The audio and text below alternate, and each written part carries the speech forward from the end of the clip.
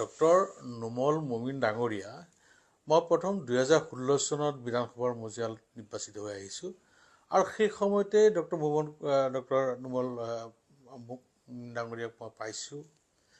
তেওঁ এজন সুচিকিৎসক, চিকিৎসা বিজ্ঞানৰ ছাত্ৰ, প্ৰফেচৰো আছিলে। মই জানো তেওঁ এজন খুব ভদ্ৰ, অমায়িক, শান্ত, সৎ। যোৱা 21তো তেওঁ পুনৰ নিৰ্বাচিত হৈ আহিলে, ময়ো নিৰ্বাচিত আহিলোঁ। তেওঁ উপাধ্যক্ষ হিচাপে নিৰ্বাচিত হ'ল। মই তেওঁক যথেষ্ট শ্ৰদ্ধা ভক্তি কৰোঁ। মোৰ মনত কোনো ধৰণৰ ভিনপৰ নাই।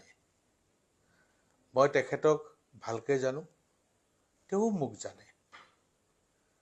আৰু আজি গণতান্ত্ৰিকভাৱে আমি এটা প্ৰতিবাদহে কৰিছিলোঁ।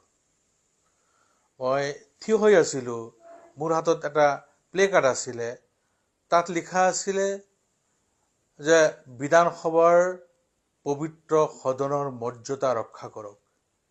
এই কথাখিনি মোৰ লিখা আছিলে। মই প্লে কাৰ্ডটো ধৰি লৈ থিয় হৈ আছিলোঁ। সিদিনা ৰূপজ্যোতি কুৰ্মী ডাঙৰীয়াই যি ঘটনা বিধানসভাৰ মজিয়াত কৰিলে, তাৰ আমাৰ বিধায়িনী দলৰ দলপতিয়ে এখন পত্ৰ দিছিলে যে আজি বিধানসভা আৰম্ভ হোৱাৰ আগতে তাৰ এটা উত্তৰ দিব লাগে। সেই উত্তৰৰ কাৰণে আমি গৈছিলোঁ। আমাক আমাৰ বিধায়িনী দলৰ নেতাই দুটা ভাগত দিলে, এটা উপাধ্যক্ষ যোৱা ৰাস্তাটোত আৰু এটা আমাৰ স্পীকাৰ যোৱা ৰাস্তাটোত। আমি ঠিক ৰৈ আছিলোঁ। ৰৈ থকা অৱস্থাত উপাধ্যক্ষ ডাঙৰীয়া আহি চিধা সোমাই গুচি গ'ল, আমাক এটা ঠেলা মাৰি গুচি গ'ল। গতিকে মোৰ তেনেকুৱা কোনো অভিপ্ৰায় নাই বা তেওঁক কোনোবা প্ৰশ্ন কৰা নাই বা তেওঁৰ লগত কোনো বেয়াকৈ মাতো মতা নাই। আমি এটা কথা কৈছোঁ যে বিধানসভাৰ গৰিমা যাতে ৰক্ষা হয়, বিধানসভাৰ গৰিমা ৰক্ষা কৰে, এই কথাটোৱেই কৈছিলোঁ।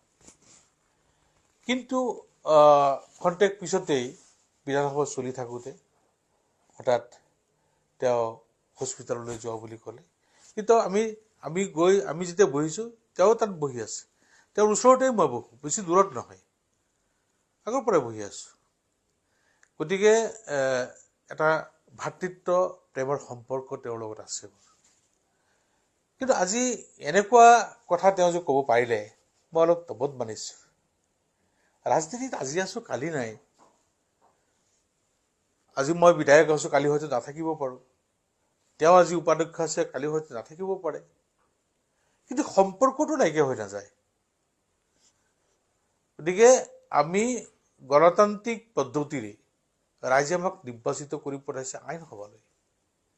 আৰু মই ভালকৈ জানো, মই গাঁও পঞ্চায়তৰ সভাপতি, জিলা পৰিষদৰ উপসভাপতি, জিলা পৰিষদৰ সভাপতি, তাৰপিছত মই বিধানসভাৰ মজিয়ালৈ আহিছোঁ।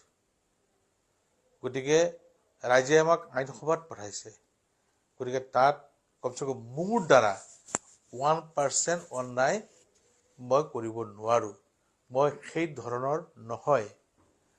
গতিকে আজি মোৰ দুখ লাগিছে যে মোৰ অতি ভক্তি শ্ৰদ্ধা কৰা নুমল মমিন ডাঙৰীয়া কাৰ প্ৰৰোচনাত পৰি আজি মোৰ নামটো লৈছে। মই সেইটো তবত মানিছোঁ। তেওঁ কেছ কৰিছে, ফুটেজ আছে। আৰু মই জানো যে মই 100% মই বিশ্বাসী যে মই কোনো পাপ কৰা নাই, তেওঁৰ গাত হাত দিয়া নাই। গতিকে এটা অপযশ মোৰ ওপৰত জাপি দিয়া হৈছে। গতিকে সৃষ্টিকৰ্তা আছে, তেওঁ দেখা পাব, তেওঁ বিচাৰ কৰিব।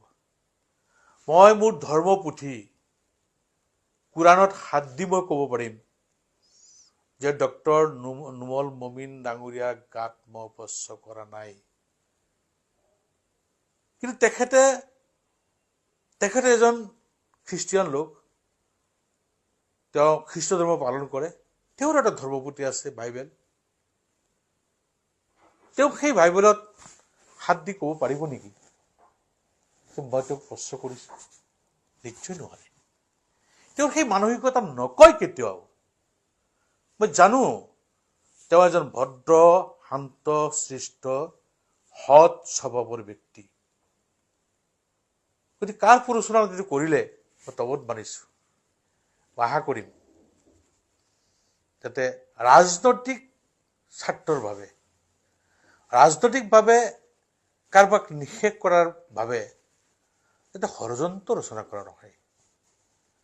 কাৰণ আমি প্ৰত্যেকে মানুহ হিচাপে আমি জীয়াই থাকিব লাগিব আৰু সেই মানুহ হিচাপে জীয়াই থকাৰ কাৰণে আমি সকলো ভাতৃত্ব ভাৱেৰে আমি আগবাঢ়ি যাব লাগিব।